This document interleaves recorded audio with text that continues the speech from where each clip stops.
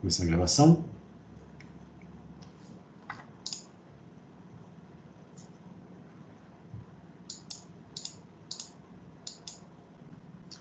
Beleza, então vamos dar início então ao nosso experimento 4. Este é um experimento de 2 dias também. O primeiro dia, a primeira parte, é para a gente estudar os conceitos elementares do que é um LED, o que é um flip-flop, diferenciar um do outro. E o segundo dia é um dia exclusivo para um projeto de um banco de registradores, que é um elemento fundamental para a gente guardar as informações de maneira temporária no nosso processador. A gente tem agora uma unidade, né, que é capaz de realizar somas e multiplicações. A gente tem bloquinhos que fazem somas e multiplicações. Mas o que a gente não tem ainda é um lugar para armazenar os resultados dessas operações e também os operandos de entrada. A gente vai construir isso juntos. É num objeto que eu chamei de um banco de registradores. Então, vamos lá. Para o experimento 4, o objetivo do experimento é estudar o funcionamento de, né, aqui faltou um D, unidades elementares de memória, que são os LEDs e flip-flops, e usar esses elementos para construir registradores e bancos de registradores. O nome registrador ou registro, esses são nomes sinônimos que eu uso muito de maneira intercalada, mas que na verdade significam apenas um conjunto, um agrupamento de flip-flops ou LEDs, né, que são os elementos básicos de memória. Então, quando cada LED, cada flip-flop, eles conseguem armazenar apenas um bit. Quando você junta vários deles, por exemplo, 16 deles para formar uma palavra de 16 bits, aí você tem um registro, um registrador, né, que já está num nível organizacional acima. Então, a referência para a aula de hoje é o livro-texto, o livro do Waker, né, nas sessões 7.1 e 7.2. Aqui dá mais ou menos, acho que 20 ou 40 páginas, eu não lembro, de texto, mas o livro ele é muito bem espaçado, né? Assim, são 4, 5 parágrafos por página, então acho que é uma leitura relativamente tranquila, até porque os circuitos que são estudados aqui são circuitos de poucos componentes, então são relativamente fáceis de entender. O único desafio aqui, né, a parte nova dessas sessões, é que as saídas do circuito são reinjetadas na entrada. Então você cria, né, você tem que resolver temporariamente essas indefinições do que é a saída padrão quando o circuito inicia.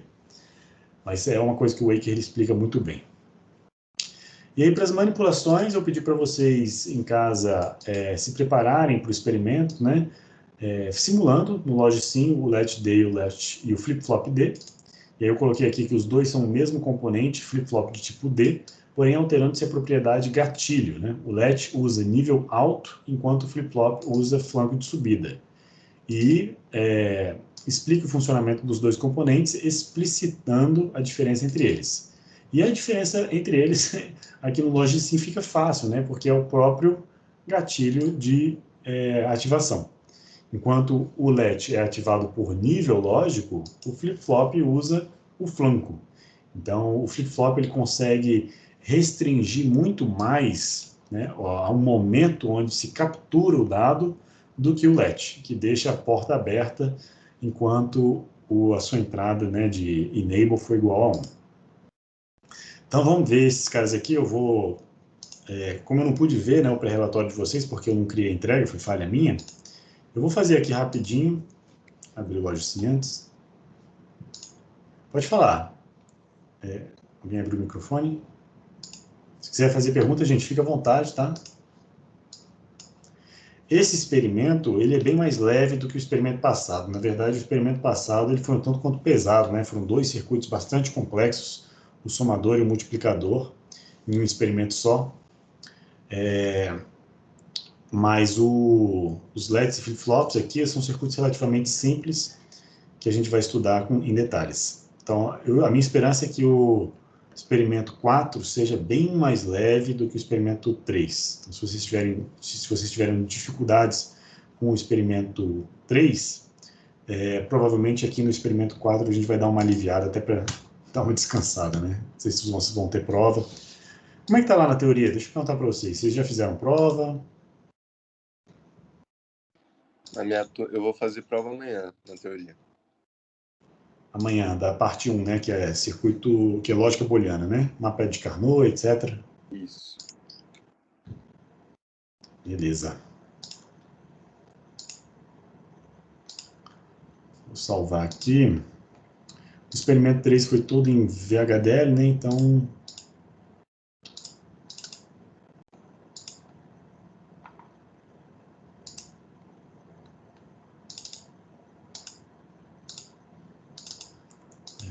rapidinho.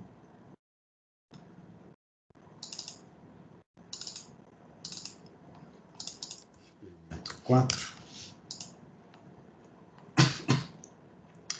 Então vamos lá, a ideia é a gente estudar os elementos de memória. Então vou botar aqui flip-flop tipo D, mesmo sabendo, né, que ele tem as duas características de LED flip-flop. Então para ele virar um LED, a gente tem que escolher aqui o gatilho como um nível alto. E aí ele tem duas entradas aqui. Uma entrada que tem um triângulo, que ele chama de clock, que é atualizar o estado ao gatilho. Na verdade, isso aqui, no LED D, quando vocês olharem lá no livro, isso aqui é uma entrada que chama-se enable, tá?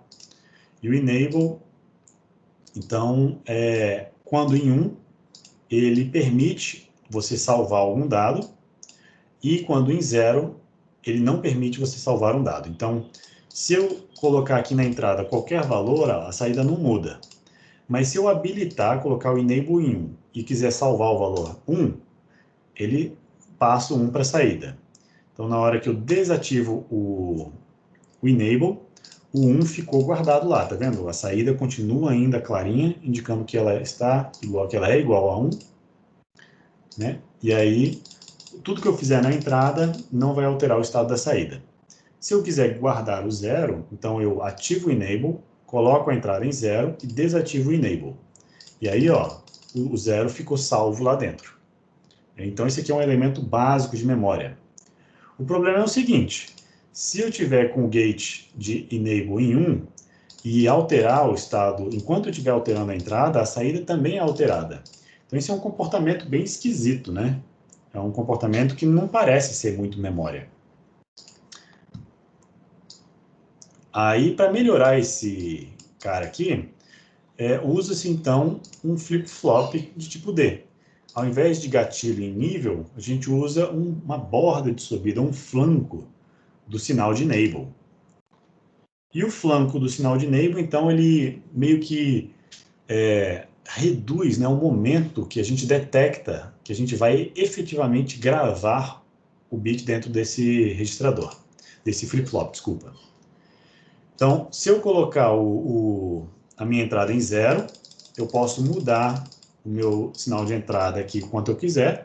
Se eu botar em 1, eu também posso mudar o quanto eu quiser, que a minha saída não vai mudar.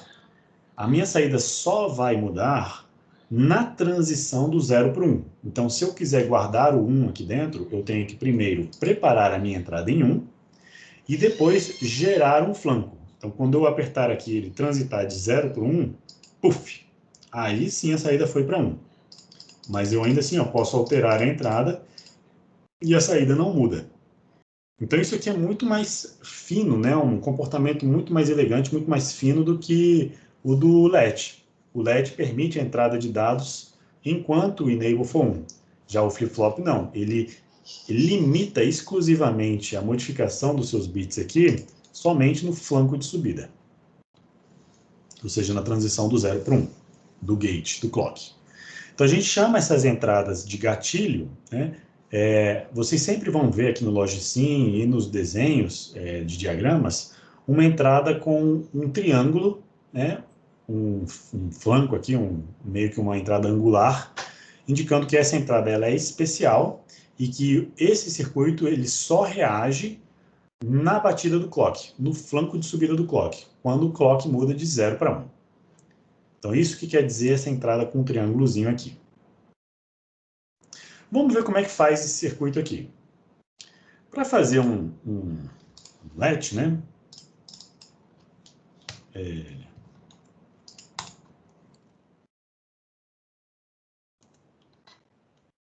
Vou criar um novo circuitinho aqui, vou botar parte 1. Para fazer um circuito desse tipo, a gente usa metaestabilidade. Tá? Qualquer circuito lógico que você pegar, ele pode gerar metaestabilidade desde que você tenha um feedback, um retorno nele. Então, se a partir do momento que você conecta uma saída numa entrada de um circuito, você tem um circuito metaestável. Então, olha só, se aqui eu entro 0 e aqui sai 1, se eu conectar essa saída diretamente na entrada, o que vai gerar? Vai dar um bug, né? Porque uma saída que vai ser 1, volta aqui na entrada, vai fazer com que a saída vale 0, volta na entrada, que vai fazer a saída ir para 1, ou seja, esse circuito ele entra em oscilação. Não é um circuito estável. Mas a partir do momento que eu coloco um outro inversor aqui, então se eu colocar 2 circuitos inversores, esse circuito passa a ser estável. Então se eu colocar aqui nele um valor lógico 0, né? Entra 0, sai 1. Esse 1 volta aqui para essa entrada dessa inversora, esse 1 vem aqui, gera um 0, que perfeitamente, né, gera o 1 na saída do inversor de cima. Então, esse loop, ele é perfeitamente estável. Ele não gera instabilidade, não oscila. Mas é um circuito metaestável. Significa que pequenas perturbações nesse circuito fazem com que ele varie de 0 para 1, dependendo do valor de entrada. Vocês perceberam que quando eu criei o circuito, né, ele estava num estado indefinido. O vermelhinho significa que ele não está definido. E eu tive que forçar ele para um valor inicial para poder chegar à estabilidade, né? Para poder estabilizar esse circuito. Então, você meio que força ele a entrar em estabilidade porque o estado inicial dele é desconhecido. Mas ele é perfeitamente estável. E ele é tão estável que esse é o circuito mínimo que a gente consegue gerar numa célula de memória. Esse é o circuito que está, por exemplo, na memória RAM. Esse é um circuito extremamente rápido, tá? Ele é um circuito que usa o menor número de transistores possíveis. Então, é um circuito que ocupa pouco espaço, que consegue ter a velocidade de um circuito. Então, esse é o circuito que é usado na memória RAM. Por exemplo, a memória do nosso computador, a memória dos microcontroladores que é volátil, é usado esse circuito aqui. E aí, como é que eu faço para mudar o estado dele, né? Quando eu quero mudar o estado dele, eu tenho que forçar um dos cantos dele para 0 ou para 1. Se eu conectar o 0 aqui, né, o que vai gerar? Vai gerar um curto-circuito, né, temporariamente. Porque aqui está saindo 1, aqui está entrando 0. Quem que vai ganhar? Na verdade, eu quero botar esse 0 aqui, para esse 0 fazer com que essa saída vire 1. Esse 1 vai fazer essa saída virar 0 e ele volte à estabilidade. Mas até esses circuitos entrar em estabilidade, ele vai gerar um curto-circuito, né? E quem é que ganha? A fonte de alimentação ou a saída do meu circuito lógico? Geralmente, a saída do circuito lógico ele tem uma impedância finita, ou seja, a capacidade dele de gerar corrente é finita. Ela é grande, mas é finita. Já uma fonte de alimentação tem a capacidade de gerar corrente muito maior. Ele tem uma impedância de saída muito menor do que a da porta lógica. Então, quem ganha nesse caso é geralmente a fonte de alimentação, e o circuito vai para 0. No simulador lógico, é claro que isso aqui vai dar um conflito, vai dar um bug, vai dar um erro, né? Vai gerar um conflito com que faz com que as linhas, como se ele estivesse simulando aqui um curto-circuito. Aí o que eu faço? Eu temporariamente, né, aqui só para o nível de simulação, eu desconecto ele, né, e a saída que era 1, agora virou 0. Então, eu consegui mudar o estado desse circuito a um custo de um curto-circuito temporário. Esse curto-circuito, ele pode ser projetado, você pode dimensionar, né, o tamanho dos transistores que conectam, que fazem essa conexão, que a gente sabe que vai gerar um curto temporário. Eu posso dimensioná-los para eles serem grandes o suficientes para dissipar o calor desse curto e não queimar. Tá? Então, é uma corrente alta que passa, mas ela dura pouco tempo. só o tempo desse transistor de baixo aqui, desse inversor, né, de baixo, mudar de estado e o inversor de cima também mudar de estado para o circuito voltar à estabilidade. Então, é um curto temporário, mas que eu consigo dimensionar o circuito para fazer isso funcionar. Então, eu tenho uma célula elementar de memória, mas com muitos problemas aqui lógicos para resolver. Então, é um circuito de alto consumo, mas como ele é muito simples, ele é de alta velocidade, é um circuito de extremamente performante.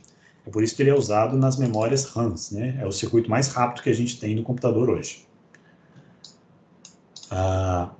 E aí, beleza. Como é que eu faço, então, para resolver esse problema do curto-circuito e ainda ter a meta-estabilidade? Eu vou passar para um circuito, vou deixar ele aqui em cima, né, para a gente comparar. Eu vou passar para um circuito usando outras portas lógicas. Né? Se eu usar, posso usar uma porta E, posso usar uma porta NAND, né? Posso usar qualquer porta que eu quiser, uma porta NOR, né? Tanto faz.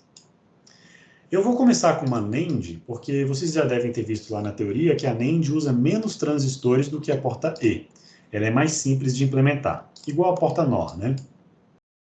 Vou botar uma porta de 2 entradas, e aí vamos gerar a mesma meta-estabilidade que a gente fez anteriormente. Eu vou conectar a saída na entrada. Mas aí eu vou conectar agora a saída de um circuito na entrada do outro. E vou fazer vice-versa, né? Vou fazer a mesma conexão aqui no circuito de cima. Então agora eu vou ter 2 entradas e 2 saídas. Eu vou conectar essas entradas aqui. E agora eu tenho um circuito meta-estável também. É um circuito que é capaz de guardar a informação temporariamente. Então vamos ver como é que ele funciona, só futricando aqui o funcionamento dele. Então olha só, no estado 00, né, lembra que a porta E, o 0 é predominante. Então sempre quando eu boto um 0, a saída, né, ela é fixa no valor determinado por essa entrada. Então, como isso aqui ela sai 0, mas na saída inverte, então sai 1. Então eu estou forçando o valor nas duas saídas. Então a saída é sempre 1, 1. Né? Então 0, 0, a saída é 1. Vamos pegar somente essa saída, a saída é 1, 1, né? 1 e 1. Eu não consigo dar um Enter, não? Se eu for construir a tabela verdade, né, vamos testar agora, mudar esse cara para 1. Quando eu boto esse cara em 1 aqui, a saída vai para 1. E quando eu boto 1, 1, a saída se manteve em 1. Só que se eu mudar esse cara aqui e voltar para um 1, 1, olha o que acontece. Lembra que antes eu estava em 1, 1 e a saída era 1? Agora, olha só, eu cliquei aqui, botei 0, né? Então forcei essa saída para 1. E agora eu voltei para o estado 1, 1, que a saída de cima era 0, mas agora ela ficou em 1. Então, esse estado de memória, vou botar aqui, ó, 1, 1 na entrada, a saída aqui era 1 e aqui a saída é 0. Quando eu clicar aqui e mudar para o 0, 1, né, vamos forçar esse cara de baixo ir para 1, botando o 0 aqui na entrada. Então, botei o 1 aqui embaixo e voltei para o estado anterior. Então, 1, 1 na entrada, antes era 1 e 0. Agora está 0 e 1. Então, olha só que interessante. A gente percebeu que essa realimentação, ela faz com que o estado 1, 1 seja um estado que guarda o estado anterior. Então, isso aqui, a gente está começando a perceber o interesse dessa realimentação. É o fato da nossa capacidade de guardar o estado anterior. Só que às vezes você fala, poxa, mas usar porta NAND pode ser inconveniente, porque eu quero pensar no estado 00 como estado para guardar aquela informação. Né? Então a gente pode alterar nesse circuito aqui, né? Já que ele tem essa capacidade de guardar um estado, eu posso colocar uma inversora na entrada. E aí mudar a lógica para ser uma lógica positiva, né? Para a gente pensar em termos de... Eu coloco 1 para salvar e coloco 0 para guardar. Então, vou botar aqui mais 2 entradas. Gente, se vocês forem tendo dúvidas, por favor, né, me interrompam. Né? Aí, vamos lá, vamos fazer essa conexão aqui.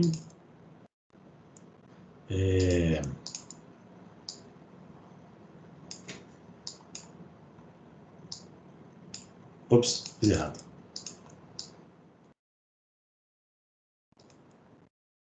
Espera aí, como é que é a conexão? A saída deste neste e a saída do de cima aqui. Beleza. Então, eu só inverti, eu vou forçar um estado, né? Lembra que o 00 aqui na entrada força um estado conhecido. Então, eu consegui tirar ele daquele estado desconhecido, forçando um estado conhecido. Agora, vamos lá. Com as entradas 0 e 0, na hora que eu ligar uma delas, na hora que eu clicar em uma delas, a saída correspondente vai para 1. E ela fica em 1. Ó, eu posso mudar o quanto eu quiser aqui, que ela não vai mudar. Agora, se eu clicar no de baixo, a saída de cima vai para 0. Independente do que tiver aqui na entrada de cima, né? Então, ele vai sempre para 0. Então, eu posso mudar quanto eu quiser, que ele vai para 0. Se eu olhar somente para essa saída de cima, se eu apagar esse cara aqui e botar só uma saída, esses dois sinais aqui têm um significado especial, que é o chamado set e o reset.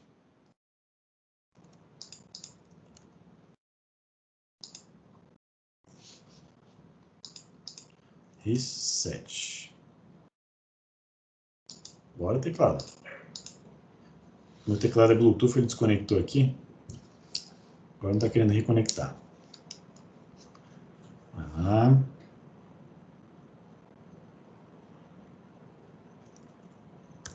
Bom, paciência. Vou usar o teclado. Aí, resolveu conectar. Vamos lá. Reset.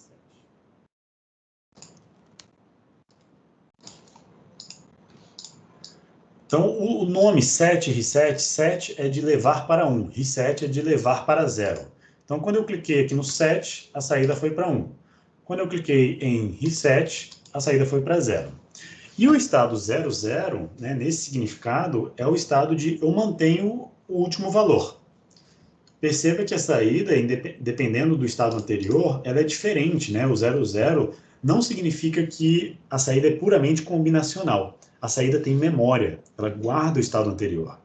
Então, esse é o recurso bacana que a gente tem.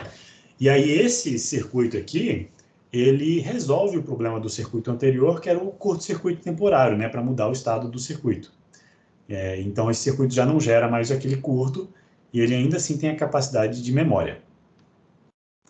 E aí você pensa, poxa, esse circuito é legal, mas às vezes é ruim você pensar em dois pinos para você estabelecer o estado de 1 e 0. Às vezes é mais interessante você ter um pino de dados e o outro pino, sei lá, de controle, de enable, né, alguma coisa dessa forma. Então, o que a gente faz? Como é que a gente resolve esse problema? Então, eu vou fazer um clock gate, né, uma porta lógica que vai permitir ou não a passagem de um sinal. Lembra lá no experimento 1? No experimento 1 eu falei para vocês, quando a gente estudou as portas lógicas, eu falei para vocês, olha, a porta E, na verdade eu não falei para vocês, eu deixei vocês descobrirem, né, no relatório. A porta E, ela tem essa capacidade de permitir ou não a passagem de um determinado sinal. Então eu vou trocar essas inversoras aqui agora por uma porta E, né? E aí, como eu estou usando porta NAND, a gente sabe que a porta NAND tem essa característica de ser menor do que uma porta E, e eu preciso dessa inversão na entrada, eu vou colocar aqui uma porta NAND em cima, uma porta NAND aqui embaixo. Ops. Tá? E aí eu vou fazer o seguinte, eu vou conectar um sinal desses aqui como um gate enable, né? Como um gate de controle. Vou botar aqui.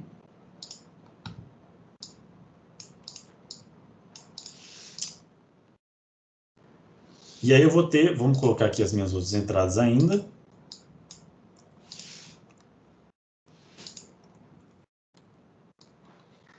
Eu ainda estou numa versão primitiva desse circuito, onde eu permito, olha só, esse sinal aqui, ele tem um significado de enable. Opa, enable.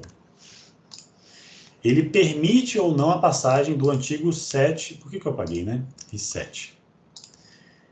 Ele permite ou não a passagem do set reset. Então, olha só, estou no estado de desconhecido, eu não inicializei, então eu vou permitir a passagem do set reset e vou setar o pino de saída para 1. Setei. Enquanto o enable estiver em 1, eu posso setar e resetar o quanto eu quiser. Agora, se enable for para 0, eu não mudo esse estado aqui, ó. Tudo que eu fizer, eu não mudo o meu bit de memória. Então, esse sinal de enable, o habilitador, ele é muito interessante, porque ele funciona como uma chave, né? Uma trava ou uma válvula, se for um circuito de água, né? Uma válvula, fechei ali, não passa mais nada. Se eu quiser, é como se eu falasse assim, quando ele está em 0, essa célula de memória está guardando o estado anterior. Nada que você fizer na entrada vai mudar o meu valor do estado. Agora, se eu... Só que esse circuito tem um problema, né? Tem um estado aqui que é bem esquisitão. Se eu já criei essa lógica de set reset, o estado 1 é um estado meio esquisitão, porque como é que eu vou setar e resetar ao mesmo tempo, né? Estou setando e resetando, mas aí o set venceu porque ele tem mais prioridade? Será que isso faz sentido? Na verdade, isso aqui não faz muito sentido, né? Esse estado aqui é também conhecido na literatura como um estado proibido. Não porque ele vai destruir ou explodir o teu circuito quando você entrar no estado 1. Ele não é proibido nesse sentido. É só porque o seu comportamento não está de acordo com as lógicas de uma célula de memória. Ele leva o circuito para um estado perfeitamente conhecido, perfeitamente calculável, né? A saída é 1 e 1, mas a lógica de ativação, a lógica que a gente tinha anteriormente do set e do reset, aqui não se aplica a esse estado. Então, esse estado é feio, é ruim, por isso que a gente chama ele de estado proibido. E como é que eu faço para resolver esse estado proibido? Para resolver o estado proibido, já que os dois grandes estados aqui úteis para a gente é o estado 1,0 ou 0,1, né, que é o set e o reset, o estado 0,0 pode ser obtido com o enable igual a 0. Então, o que eu vou fazer? Eu vou tirar essas duas entradas, set e reset, e vou botar uma inversora, já que eu tenho interesse, né, que essa entrada, que esse meu circuito opere sempre com entradas invertidas, uma ao contrário da outra, que é o set e o reset. E vou chamar esse circuito aqui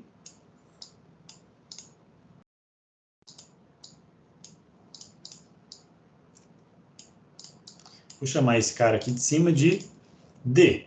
D de data, né? Então, o circuito de data é o dado que eu vou efetivamente colocar aqui no meu circuito. É o dado que eu quero fazer entrar na minha célula de memória. Então, agora, esse circuito não tem mais um estado desconhecido. Quando o enable está em 1, a célula vai para o estado D, para o valor da entrada D. Quando ela está em 0, independente do que eu mudar em D, o estado não muda, né? Ele está sendo guardado. Agora, se eu quiser guardar o 1, eu faço enable igual a 1, ele guarda lá. Só que esse circuito ainda tem um problema, né? Esse circuito aqui ainda é feio. Ele tem um probleminha chato que não é um problema, tá? É uma questão de comportamento.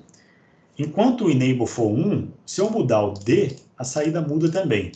Isso não é um comportamento legal de uma memória, né? Eu quero que a memória mude somente num momento muito específico, muito pontual.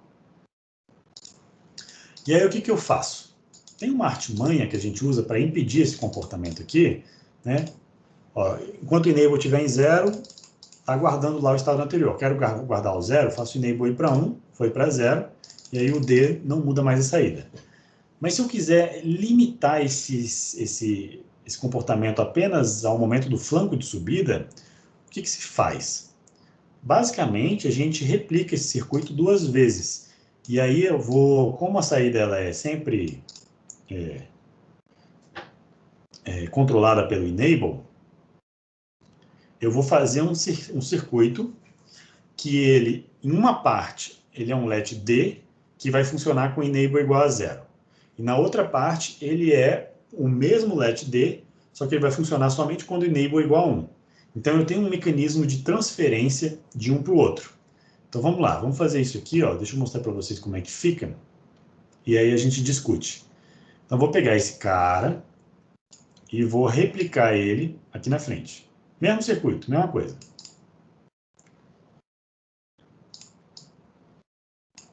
Então, conectei a saída aqui. E aí, essa saída aqui tem que ser a mesma entrada, né? Tem que ser a entrada aqui do D. Nossa, ficou muito feio, muito desorganizado. Peraí. Vou fazer assim. Vou fazer assim.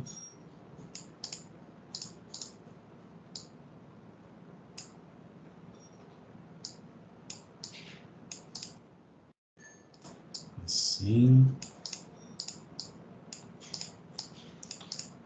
Assim tá meio ruim. Vou botar pelo menos uma linha aqui. Aqui. Beleza, tá um pouco melhor. Agora eu vou botar o outro no mesmo formato, né?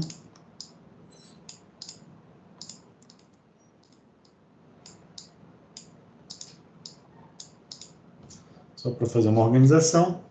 E aí faltou a entrada do enable aqui, né? Então, como combinado, eu vou conectar esse enable aqui no outro enable, né? Só que ele vai funcionar de maneira contrária. Cadê? Professora, vou botar aqui. Conectar neste enable aqui. Então, olha só, o que esse circuito de fato está fazendo? Esse circuito aqui são 2 LEDs. Aquele circuito anterior era o LED D. E esse circuito que eu vou mostrar aqui para você é o flip-flop D. Para vocês, né? É o flip-flop D.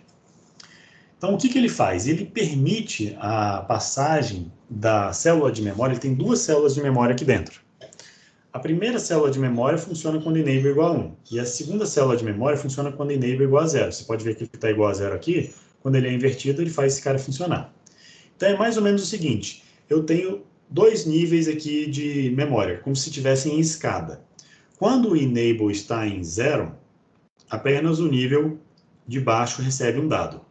É como se fosse uma mãozinha, assim, uma parte côncava, e aí eu coloco o dado aqui dentro. E aí eu tenho uma outra parte côncava aqui em cima, que quando o enable vai para 1, o que acontece? Eu só mudo as prioridades dos circuitos. Então, é como se você dropasse o dado que está num circuito para o próximo, né? Como se você estivesse jogando o dado que está no circuito no próximo.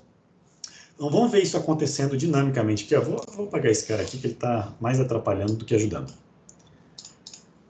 Então, vamos lá. Eu quero colocar primeiro 0 nessa primeira célula de memória aqui. Ó. Ela está, inclusive, num estado desconhecido.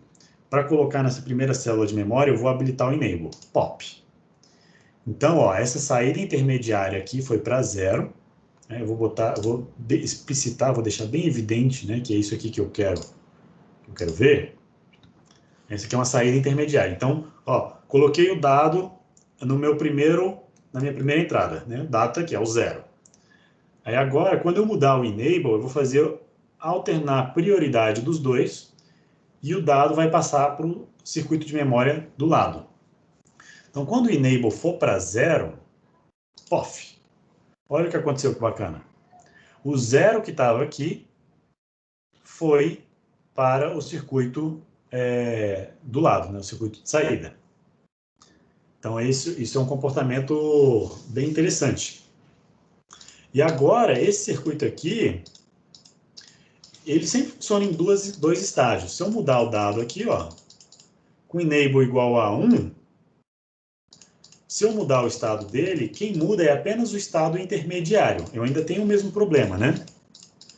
Mas na hora que o enable vai para 0, pof, é nesse momento que o segundo circuito aqui, ele guardou a informação. Então, na verdade, o que esses dois LEDs juntos fazem é eles estão limitando o comportamento do circuito para você guardar a informação exclusivamente no chaveamento do enable. Então, quando o enable vai de 1 para o 0, né, é que ele guarda a informação. Então, eu botei aqui, ó, fui de 0 para 1, nada acontece na saída. Mas fui de 1 para 0, pof, aí ele guardou a saída. Entendeu? Então, na verdade, é uma astúcia que a gente faz para limitar o comportamento a um flanco de descida ou a um flanco de subida, né? E aí, como é que eu faço para gerar essa mesma lógica no flanco de subida? Para fazer isso no flanco de subida, basta mudar o comportamento do enable, né? É só botar a inversora antes, né? Botar a inversora aqui.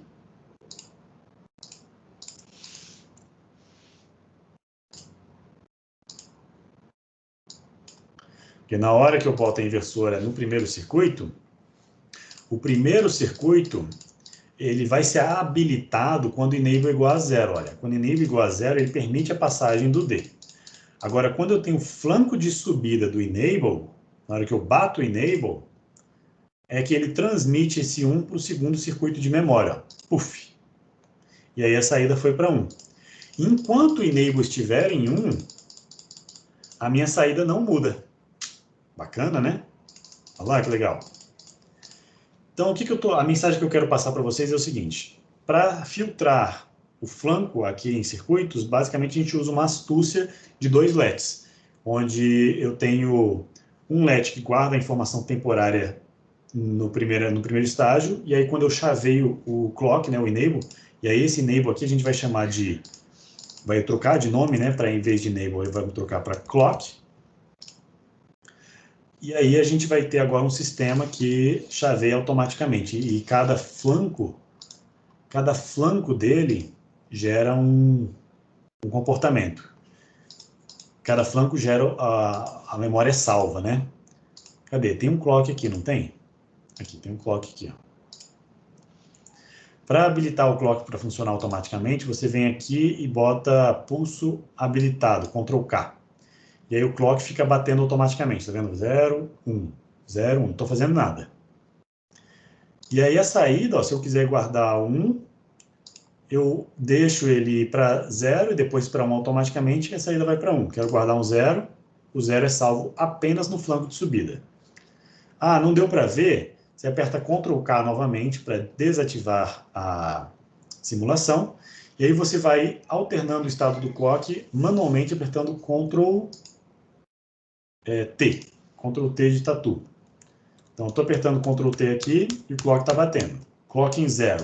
Mudei o dado, a saída só vai de fato, até para não confundir, vou apagar esse cara. A saída de fato só vai para 1 quando o clock bate de 0 para 1. Então, posso alterar o D aqui que a saída não muda. Na hora que o clock está em 0, a saída também não muda. Se eu quiser guardar a informação, eu preciso então esperar o flanco de subida. Olha que bacana. Então é assim que a gente faz um flip-flop D. Pessoal, dúvidas? Acho que eu falei muito aqui, né?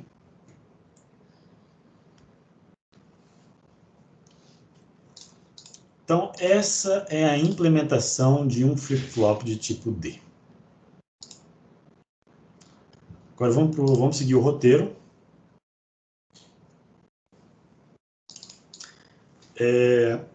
Eu queria agora que vocês fizessem a mesma coisa que eu fiz aqui, pode ser no LogSim, tá? No LogSim, eu quero que vocês façam a mesma coisa usando as portas NOR. É para vocês estudarem o comportamento com as portas NOR. Primeiro faz o circuito meta-estável, depois faz as NOR na entrada, né? E aí vai fazendo crescer o circuito. Então, esse aqui é a parte 1 com NANDs, O que eu quero mostrar para vocês, o que eu quero que vocês percebam, é que a metaestabilidade, ela está presente em qualquer porta-lógica, desde que você crie um circuito de feedback. Então vamos lá, vocês têm aí 20 minutinhos para fazer isso, que é tranquilo. Parte 1, NOR. Então, tudo que portas lógicas NOR. Você faz 2 noras aí de 2 entradas, e aí faz o mesmo circuito de metaestabilidade, conectando a saída de uma na entrada da outra. E aí, estuda o comportamento dele para mim.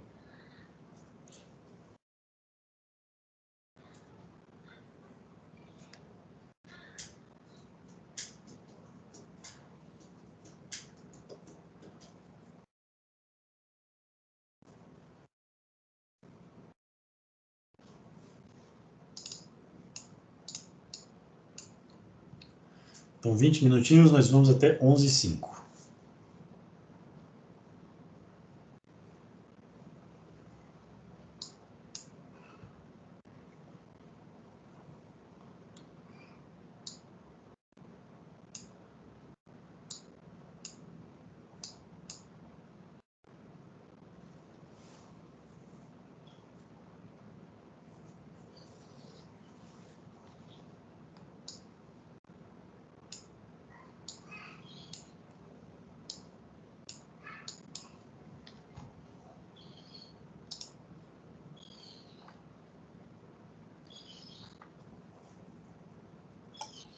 Oi, professor, tudo bom?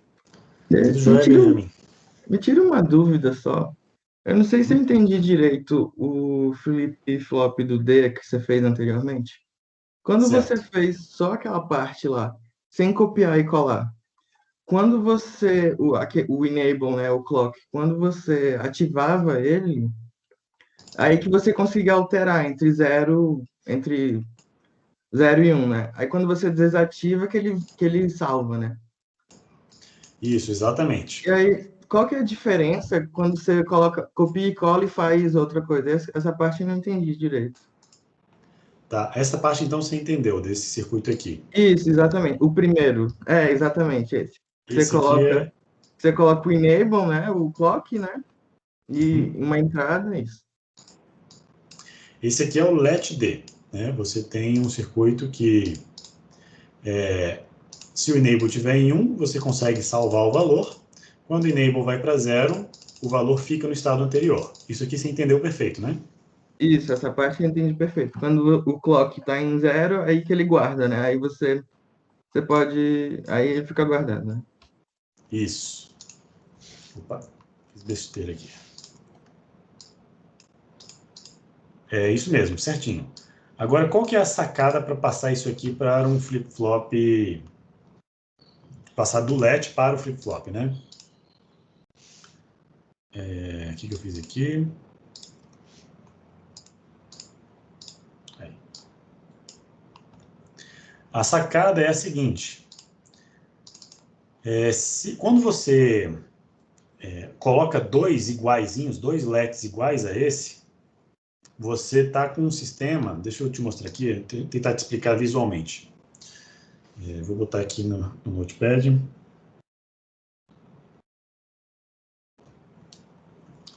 Eu gosto de fazer uma comparação, né? O LED-D é como se fosse uma caixinha onde você vai colocar um objeto de dado. Pensa assim, numa caixinha que guarda uma bola. E aí, quando você coloca a bola aqui dentro, ela guarda esse estado, né? Então, eu tenho para essa caixinha dois estados. Um estado aberto e um estado fechado. Então, enquanto ela estiver aberta, essa caixa estiver aberta, você consegue colocar coisas dentro. Na hora que a caixinha fecha, você não consegue colocar um novo dado lá dentro. Agora, olha só, o flip-flop, a sacada do flip-flop é você ter duas caixinhas. Você tem uma caixinha aqui e você tem uma segunda caixinha aqui. A ideia dessas caixinhas é que o estado delas é sempre um contrário do outro. Então, enquanto uma está fechada, a outra está aberta.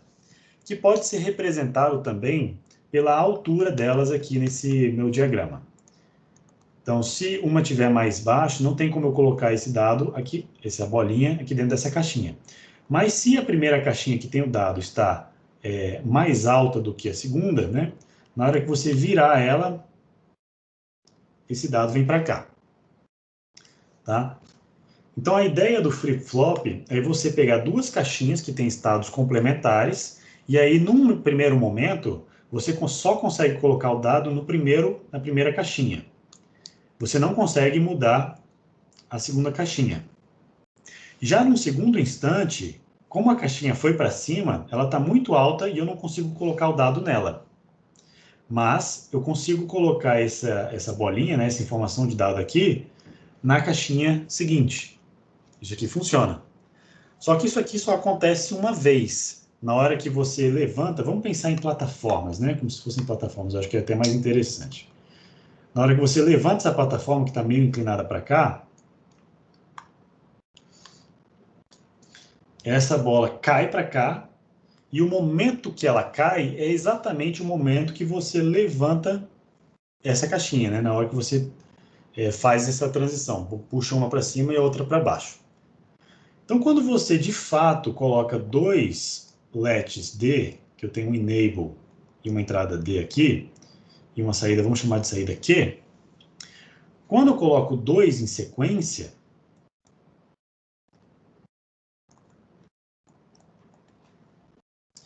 a ideia disso aqui é que a bolinha de dado que está aqui, eu vou ter o enable aqui e vou ter o enable invertido no segundo.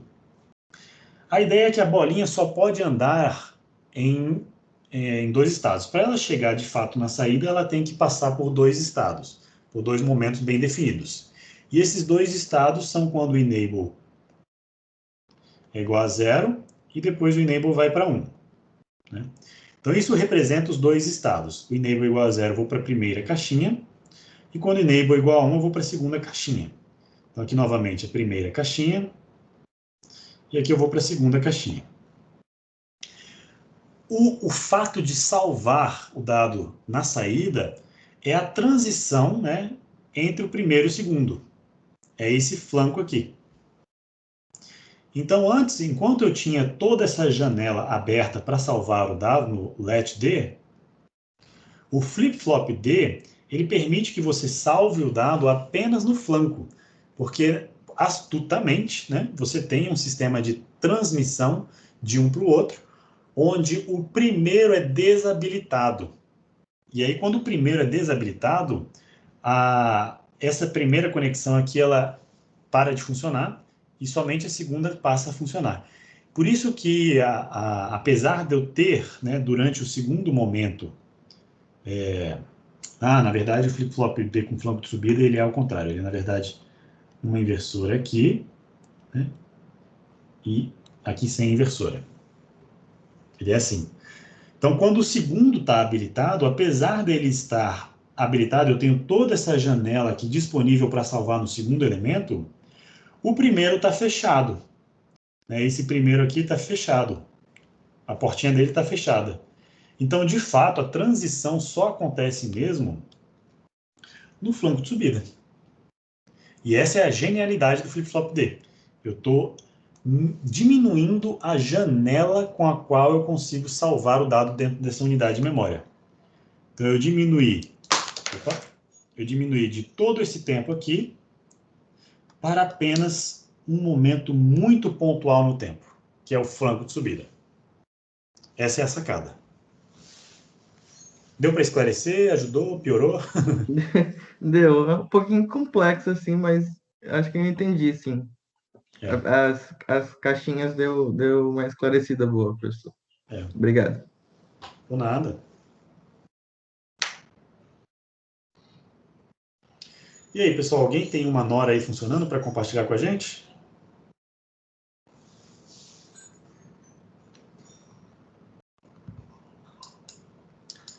Nathalie, você já conseguiu fazer o LED?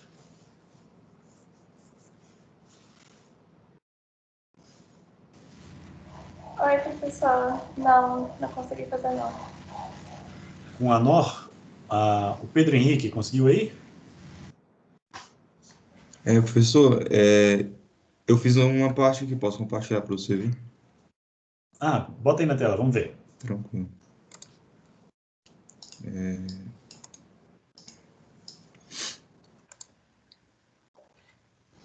Tá aparecendo aí?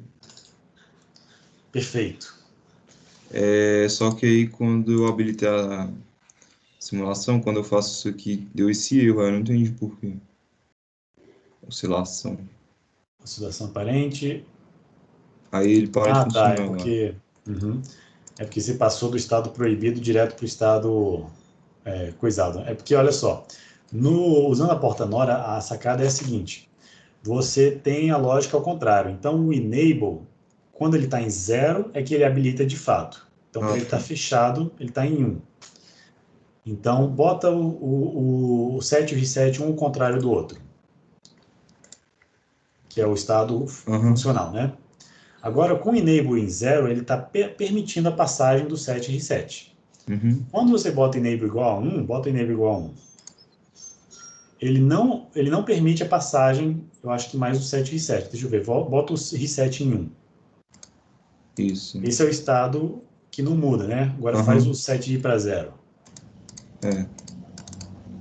Não tá mudando. Não, faz o set ir para 0. Deixa o 7. reset em 1 e faz o set ir para 0. Calma. O enable, você fala? O enable em 0 é o que permite a passagem. Então, o enable tem que estar em 0 para você permitir a passagem, isso. E agora, olha só, lá o de cima. O de cima você botou em 0, a gente tá pensando ao contrário, em lógica negativa. Você colocou em 0, você levou a saída para 0. Agora volta ele para 1. O set bota em 1. Agora bota o reset em 0. Peraí, não está funcionando não, né? Não, desculpa. É porque agora que eu vi o erro. É o seguinte, a unidade mínima de memória é essa que tem a retroalimentação aí, com as duas NORs. Essas duas NORs de entrada aí, na verdade, as que eu tinha colocado como NANDs, na verdade, no seu caso, elas têm que ser uma porta E, porque é o gate de passagem, né? Se você botar a porta NOR, ele também funciona como gate de passagem, mas passagem do 0. Então, vamos primeiro analisar sem o enable, sem essas duas NORs anteriores aí. Ele apaga seleciona lá com a setinha e apaga essas duas primeiras NORs. Essa aqui, né? Só clica nela, aperta Delete, de baixo também, e tira o enable. Isso. Agora faz a conexão desses dois caras aí. A gente ainda não sabe se eles têm o significado de set e reset. A gente vai ver o significado deles agora. Ok.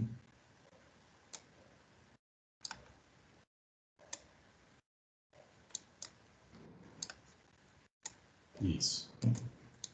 Pode deixar aí, depois a gente corrige. Tranquilo. Agora vamos brincar aí com esses dois botões e vamos ver qual é o comportamento e qual é o estado proibido, né, que a gente chama.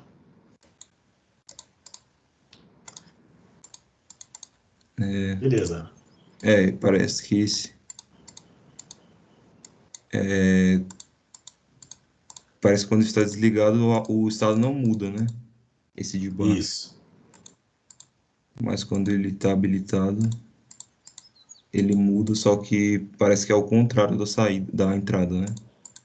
Isso. Uma coisa que eu não falei para vocês, que eu deveria ter falado, é o seguinte.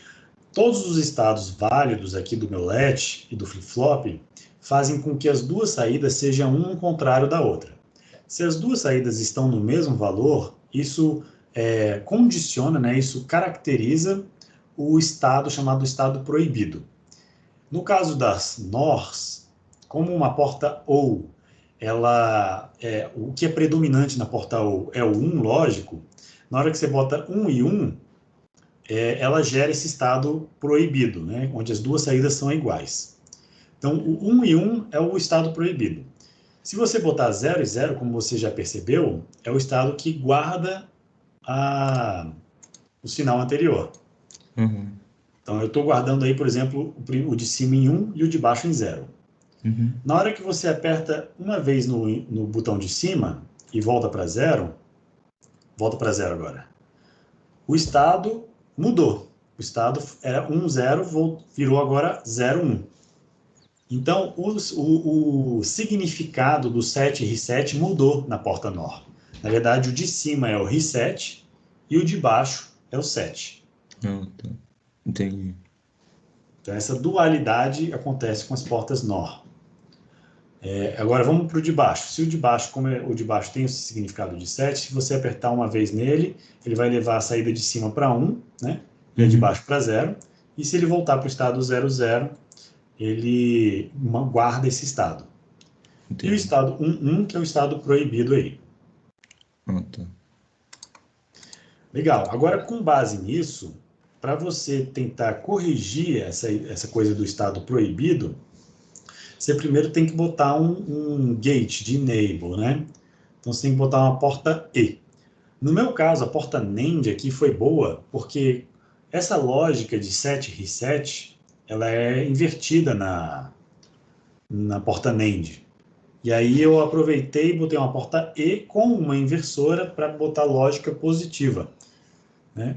Então, eu acho que o mais legal é realmente a explicação com a porta NOR, ela é até mais interessante, porque eu não sei, eu gosto de pensar com uns, né? O 1 é predominante, mas aí depende de como cada um gosta de pensar. Então, para botar um gate enable, você vai botar uma porta E nessas duas entradas aí, Uhum. para permitir ou não a passagem desse cara aí. Aí seria uma porta. Calma.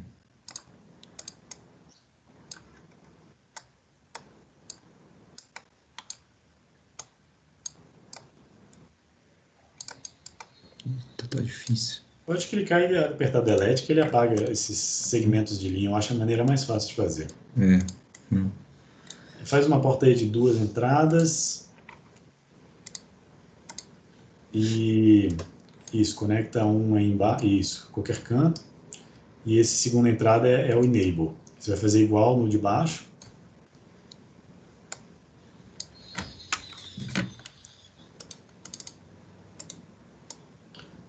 Seleciona, apaga essas duas linhas. Isso. Você pode também clicar e arrastar, que ele vai criar uma área de seleção. Aí você pode selecionar várias coisas também. Tranquilo.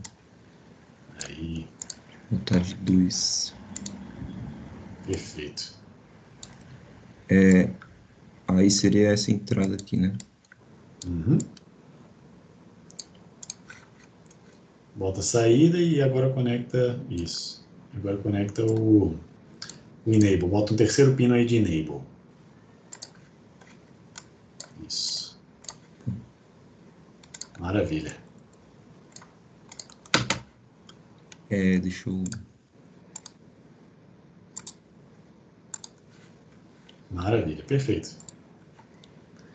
Agora o seguinte, você tem ainda o set e reset, mas você tem o Enable, que permite ou não a passagem desses sinais.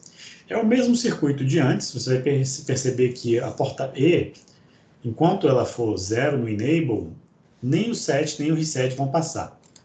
Apaga aquele set ali em cima, porque ele está confundindo a Tranquilo. gente, que é o contrário agora, né?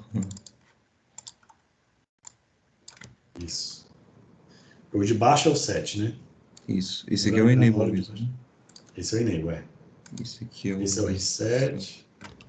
Isso. E o de baixo é o set. Beleza. Ok. Então, olha só, você vê que as saídas ali, você pode mudar o quanto você quiser aí, que enquanto o Enable estiver em 0, as saídas não vão passar para frente. Essa é a ideia da porta E. Ela segura a saída em 0 enquanto uma das entradas é 0. Mas agora, se você botar o Enable em 1, a saída vai replicar as outras entradas. Então, ele permite a passagem dos outros dois sinais. Então, setou, levou para 1. Agora, lá em cima, se você botar o reset em 1, ele levou para 0 a saída. Perfeito. Agora, a gente quer evitar o estado proibido, né? Tirando essa questão do set e reset, o estado proibido quando você está em 1, 1. Para evitar o estado proibido, você vai colocar uma porta inversora, então vai tirar as duas entradas 7 e reset, você vai manter apenas uma e vai fazer com que uma seja o inverso da outra. Então você vai usar uma porta inversora. Ok. Show. Volta no reset, que eu acho que é o mais interessante. Beleza. Só... Como é que faz para arrastar esse um pouco pro lado? Pode clicar em qualquer porta lógica Ah, tá. e se arrasta. Ok. Que é mais fácil, tem mais área para selecionar. Aí apaga o reset aí, que eu acho que é mais fácil de fazer. Apaga o de cima. Não, apaga o de cima, acho que é melhor. Em cima? Tranquilo. E aí, no de cima, você vai botar uma porta inversora. E no de baixo, ou no de cima, tanto faz, você vai botar um outro pino que controla esse aí. Isso. Então, enquanto uma das entradas tem o que você estabelece, a outra tem exatamente o contrário do que você estabelece.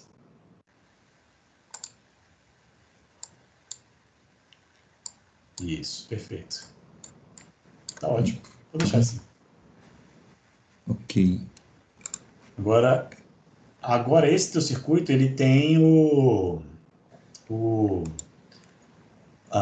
você tirou completamente o estado proibido, né? Porque o 00 você consegue atingir com o enable igual a 0, e o 11 nunca é gerado, porque uma entrada é sempre o contrário da outra. Sim, Então, isso. enquanto enable igual a 0, quando enable vai para 1, olha lá, setou a saída em 1. Agora, se você mudar o data, enquanto o enable for 0, ele não muda. Mas se enable for 1, você botou o 0. Agora você pode guardar o 0, né? Isso. Bota o 0 e dá um pulso no enable, bota o enable em 0, e agora o 0 está guardado lá, independente do que você faça na entrada D, de data. Ok. Bacana, parabéns, Pedro. Valeu pela contribuição. Ok. Obrigado, professor. Obrigado a você. Então, o que eu queria que vocês percebessem é isso, né? O Pedro demonstrou e eu demonstrei com a porta NAND que qualquer conjunto de portas lógicas, desde que você coloque uma realimentação nessas portas lógicas, você vai ter o comportamento de memória. Você vai ter o comportamento, o chamado metaestado, né? O comportamento que a gente consegue guardar a informação anterior. Então, isso é muito bacana. Agora vamos para a próxima parte do nosso roteiro. Então, a gente já estudou a metaestabilidade de circuitos lógicos usando portas, né? Aí, portas inversoras, a gente já viu que era a memória RAM.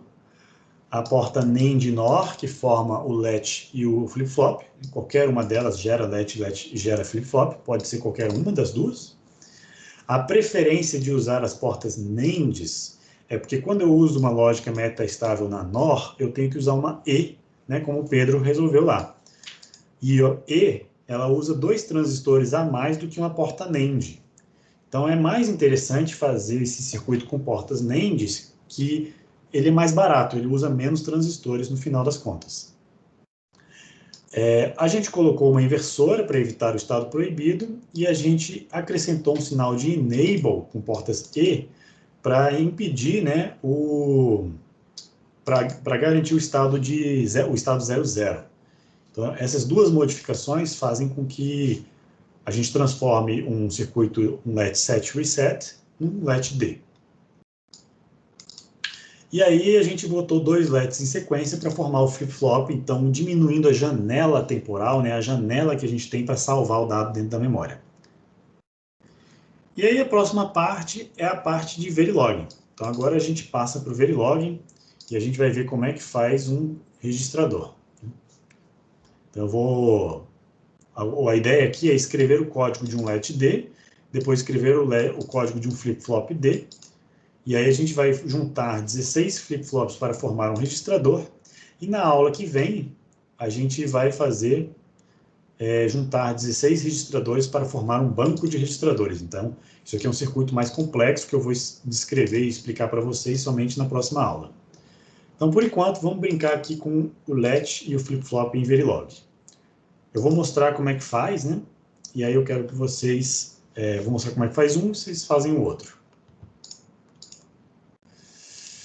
Então, deixa eu compartilhar aqui o ActiveHDL.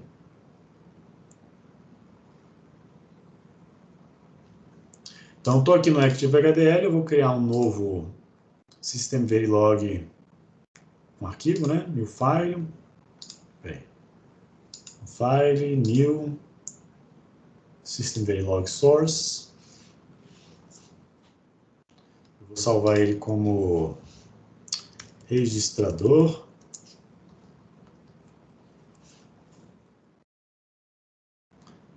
Ah, ele não colocou. Peraí, add new file, System Verilog, registrador. Ok. Perguntou se eu quero sobrescrever o anterior, eu falei que sim. Então, eu vou criar um módulo chamado de let. Let_d.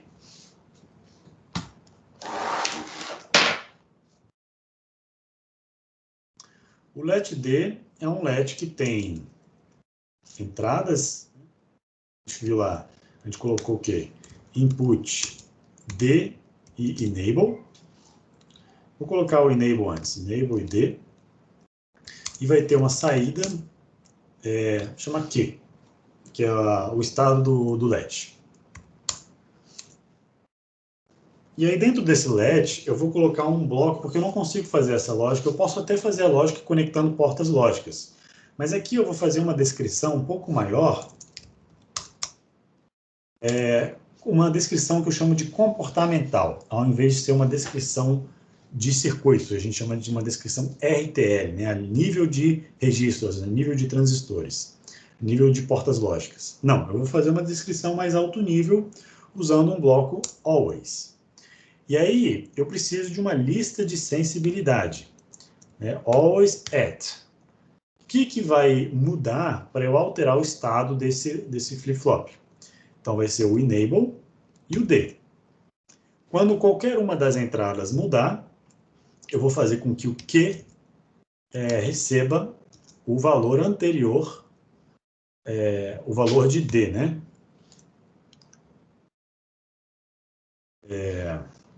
Somente se if enable for igual a 1. Se enable for igual a 1, o Q recebe o D. Caso contrário, Q recebe o próprio Q. Ele não faz nada, ele guarda o estado anterior. Vou dar um end aqui.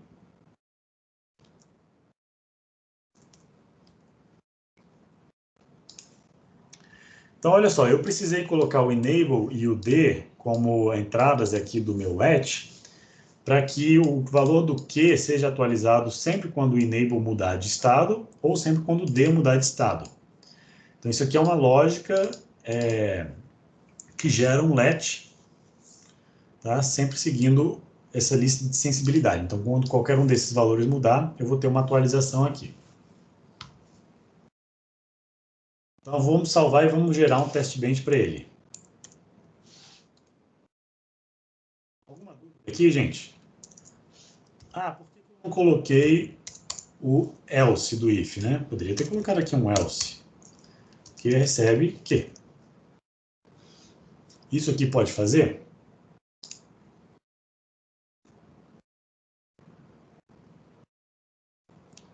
O if não tem end, é? Eu errei aqui, foi mal, gente. End if.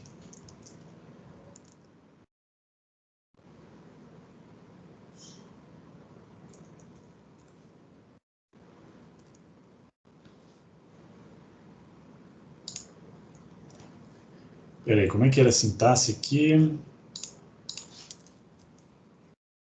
If. O if tem end, pô.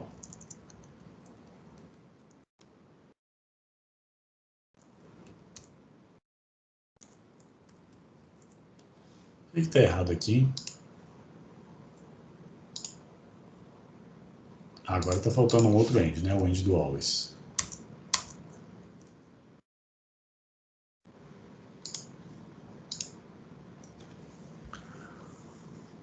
Um token está faltando.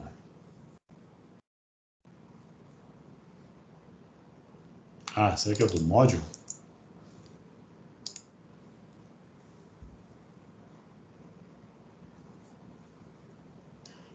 Como é que eu fiz lá no vídeo?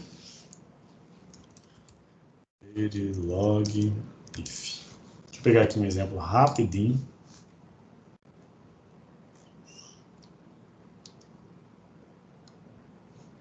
Ah, não, gente, o que está faltando é o begin do always. Aí, é isso que ele está falando. Always begin.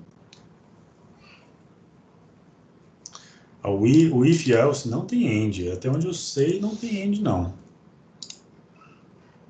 Aí, agora sim. Isso, beleza. Tá. Agora é o seguinte, ele está falando o seguinte, o que não é válido dentro de um processo always. E ele tem razão, né? Porque eu declarei o que como um wire, né? Aqui está implícito que esse output é um wire. Mas, na verdade, eu quero um logic aqui para poder mudar esse estado ali dentro. O logic, lembrando vocês, o logic é o equivalente a uma variável, né? Uma variável que é diferente de um fio. Então, enquanto eu tenho wires aqui,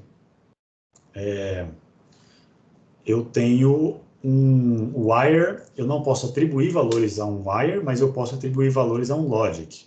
Então, o logic me permite gerar essa lógica me permite criar atribuições, né, ou seja, sinais de igualdade dentro de bloco always.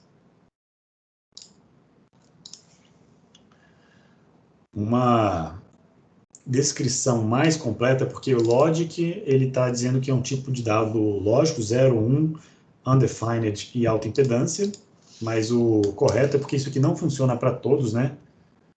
O contrário de wire é uma variável. Então, ou eu tenho fio ou eu tenho uma variável, porque o wire também pode ser logic. Será que eu estou confundindo mais do que ajudando, será? Essa é a descrição completa, tá, gente? O logic está indicando que eu tenho um tipo de dado que pode assumir 4 valores possíveis. Ou é 0, ou é 1, ou é indefinido, ou é alta impedância. Então, um fio pode ser do tipo logic. Uma variável pode ser do tipo logic também. Né? Esse aqui é o tipo do dado que esse aqui guarda. Mas uma maneira de acesso a essa variável, ela é definida pelo wire e pelo var. O wire é um fio, é alguma coisa que você usa somente para conectar coisas. Enquanto o var, você pode atribuir um valor intermediário a ela. Então, você pode usar numa expressão como essa.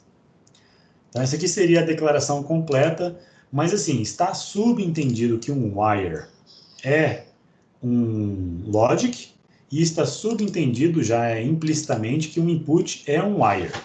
Por isso que a gente não coloca input, wire, logic, para não ficar muito grande, né?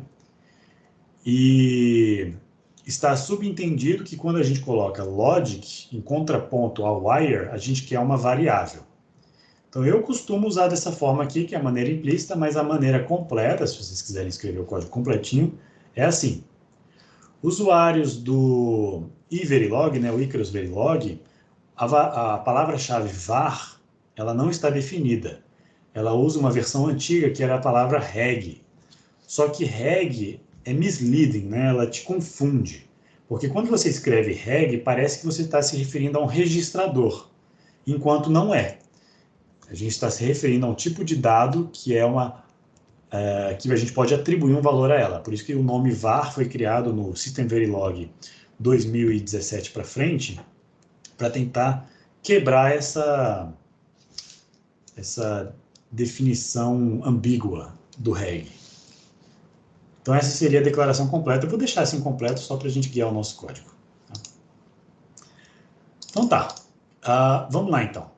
Vamos fazer um teste bench para esse cara. Module let d test bench.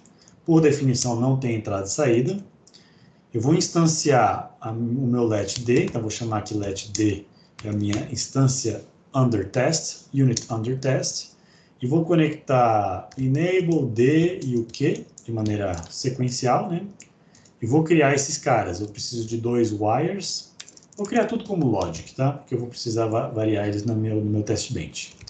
o enable, o D e o Q. E aí, o meu test bench, eu preciso de alguma forma de controle, vou criar um bloco initial, que vai fazer os estímulos, é o gerador de estímulos.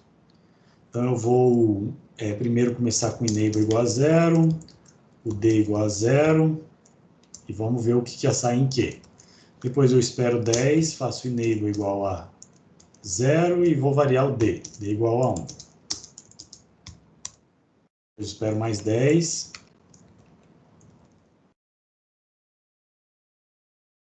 Depois volto D para 0, depois faço enable igual a 1, fico variando o D, vamos ver o que acontece com a saída. Depois eu faço D igual a 1, o enable igual a 0, e faço o enable ir para 0, variando somente o D. Depois, com o enable igual a 0, eu vou ver se ele guardou o estado, modificando o valor de D, para ver se ele guarda o estado. Depois eu vou zerar, né, botando enable igual a 1, D igual a 0, enable igual a 1, não, enable igual a 0.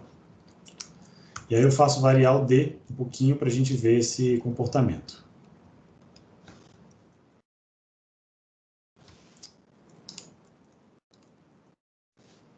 Então, vou fazer variar o D aqui, enquanto o enable for igual a 0.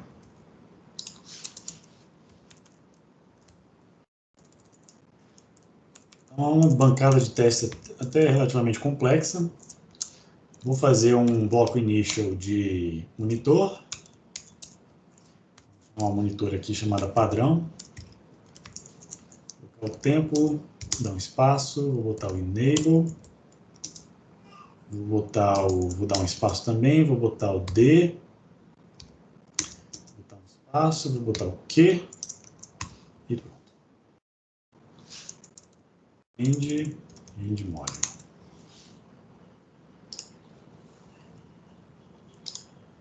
Faltou uma vírgula aqui. Então, vamos testar o nosso let D, set as top level. Vamos rodar aqui, vou rodar tudo para ver até onde que ele vai. Eu tinha que ter botado, vou botar um espacinho aqui. Não, já tem um espacinho, beleza. Então, olha só. Enquanto o enable era igual a 0, a minha saída D, a minha saída Q era indeterminada. Tá vendo esse X aqui?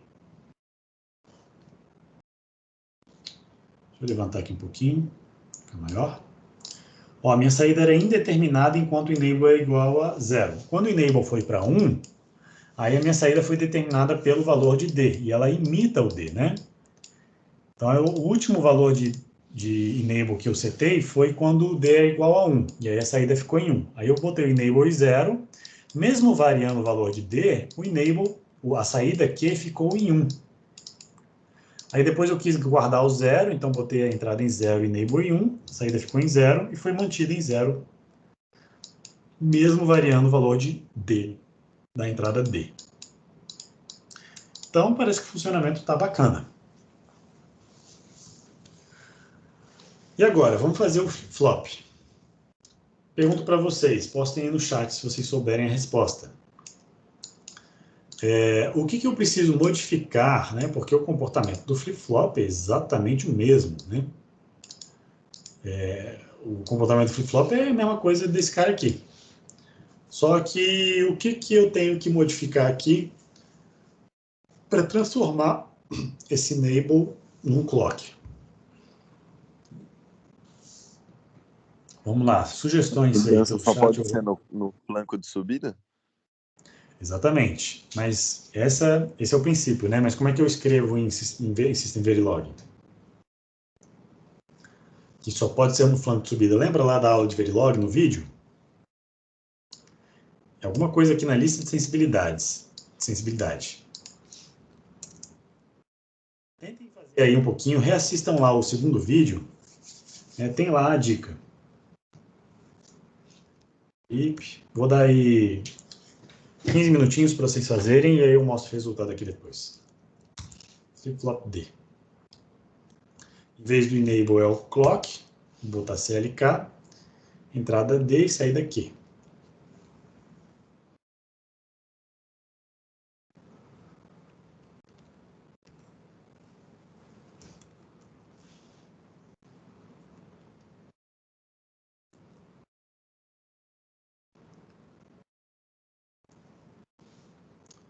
que eu preciso mudar aqui?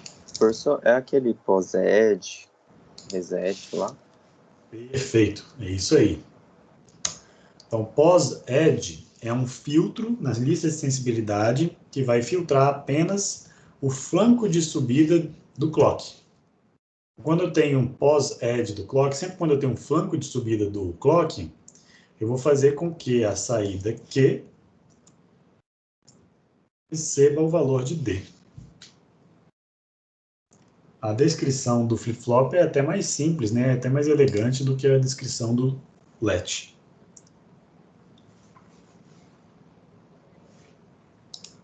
E aí o test bench vai mostrar e evidenciar isso aí. Vou deixar vocês fazerem, brincarem um pouquinho com esse cara aí.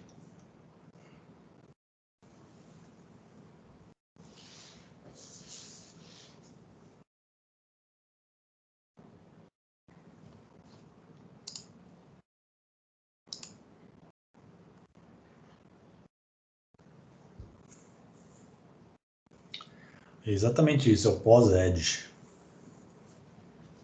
Vou mutar meu microfone aqui, mas eu estou aqui se quiserem tirar dúvida.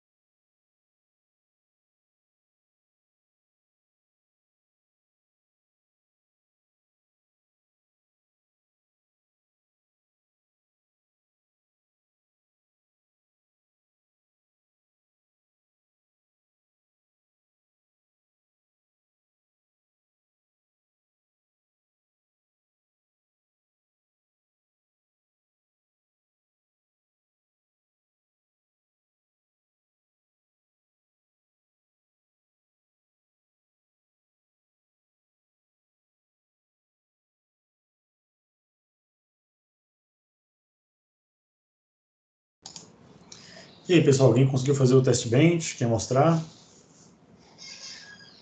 Do flip-flop D.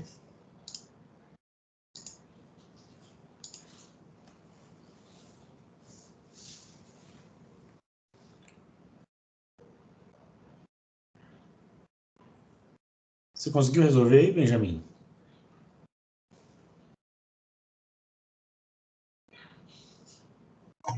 Oi, professor. Eu tava escrevendo ainda o do outro, do Let D, Tá. para fazer o Beleza. flip-flop, mas ainda não consegui não, professor. Não, em Verilog você não vai usar 2 LEDs para fazer o flip-flop, não. Você vai usar o pos-edge, que eu mostrei Uhum. aqui. Vai ficar bem mais simples. Então, o código do flip-flop já está feito, né? Aquele que eu mostrei. É só um bloco always. E aí eu quero que você só faça o teste bench para a gente poder testar e discutir aqui.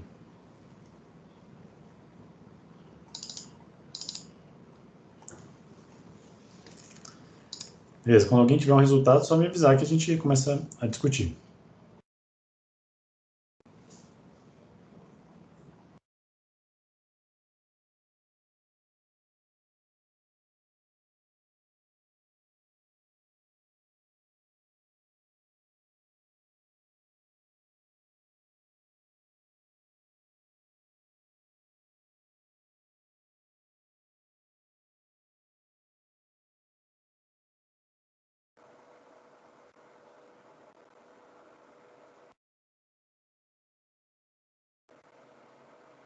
Professor,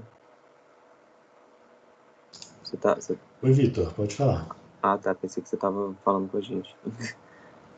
Não, eu estou falando sozinho aqui porque eu estou pensando no problema da aula passada. Lembra que o experimento 3 lá no multiplicador deu um pau? Aham. Eu estou pensando aqui, tentando resolver. Ah, não, na turma de vocês deu certo. Foi na outra turma que deu errado. Nossa, deu certo. Tá bom, professor. Eu consegui fazer aqui, tá, professor? Mas eu não consigo transmitir minha tela, não, porque eu tô no tablet. Ah, tá. E aí, o que você percebeu? Só comenta aí com a gente. É o funcionamento mesmo que a gente tinha verificado lá, né? De que só muda, tipo, ele fica desconhecido até o clock fazer 1. E ele só muda quando o clock, tipo, pulsa, né? No flanco de subida. Uhum. Você fez o teste específico no seu teste bench de mudar a entrada D enquanto o clock estiver em 1? Sim. Isso seria bem interessante fazer. Fiz sim. Ah, bacana. Porque aí mostra, né, que mesmo ele estando em 1, a saída não muda, mas ele tem que esperar o flanco de subida mesmo para ele mudar para 1. Exatamente. Tá aqui certinho. Legal, Vitor. Parabéns, muito bom. Valeu. Obrigado. Então é isso, pessoal. Vou finalizar a aula de hoje com isso. Tá? A gente vai continuar, então, a parte 2. A gente vai fazer o banco de registradores, que é uma unidade de memória. A gente vai guardar variáveis temporárias do nosso processador. Então, o nosso processador, a gente vai ter instruções, né, que a gente vai mandar, olha, soma valor X com valor Y, guarda na saída Z. Então, essas instruções, elas estão falando para o processador operar em cima de posições temporárias. E essas posições temporárias vai ser o nosso banco de registradores. Então, eu proponho para a gente criar 16 variáveis de 16 bits cada uma delas. E a gente vai poder operar em cima dessas posições. Eu vou chamar de registradores, então vai ter desde o R0 até o R15, esses registradores especiais que a gente pode manipular. Beleza, gente? Então, por hoje é só isso mesmo. Desejo a todos uma boa semaninha. Por enquanto não tem nenhuma entrega para fazer. A entrega só vai ficar aberta, a entrega só será feita, né, na outra semana, porque a gente ainda tem a semana que vem de aula, e aí na outra semana que vocês vão entregar o relatório do experimento 4. Mas já deu para sentir que são circuitos menores, mais simples, então imagino que seja mais fácil mesmo. Então, valeu, gente. Uma boa semaninha a todos. Obrigado. Até semana que vem. Até mais. Obrigado, professor. Valeu, Pedro. Até mais. Tchau, tchau, gente. Até mais.